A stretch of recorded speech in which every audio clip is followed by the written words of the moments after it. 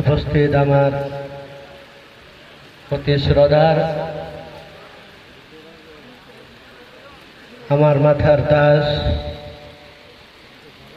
আমার সম্মানীয়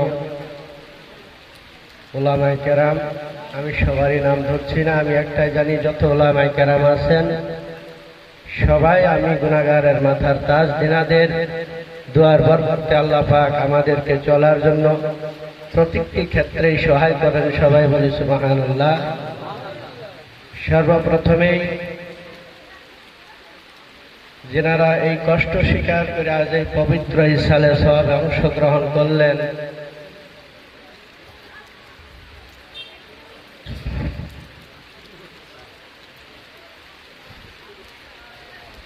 আপনাদেরকে আমি ধন্যবাদ জানাই বলে আপনাদেরকে আমি কৃতজ্ঞতা স্বীকার করছি। আমার বলার কিছু নেই। আজকে আমি খুব আনন্দিত আর গৌরবান্বিত হয়েছি যে আমার বাবা, শুধু আমরা তিনজন ভাই, চারজন বোন ছিলাম, আমারই বা আমার বোনের বাবাই ছিলেন না, আপনাদের মতো অনেক পাগলের বাবার মতোই ছিলেন, তাই সেটা প্রমাণ হয়ে গেল আজ। যদি তাই না হতো তাহলে এই বৃষ্টি ঝড় মাথায় নিয়ে আপনারা এই জায়গায় কখনোই উপস্থিত হইতেন না ভাইয়েরা আমার।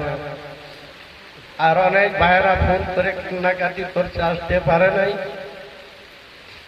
আমি তাদেরকে বললাম, ভাই তোমাদের জন্য সর্বদাই দরজা খোলা, আজকে আসতে পারো নাই, তোমাদের যখন মনে হয় তখনই তোমরা আসবে। ভাইয়েরা আমার বলার মতো কিচ্ছু নাই। যার বাবা হারাইছে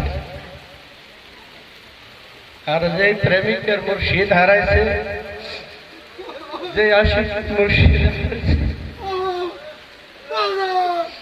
সেই জানে।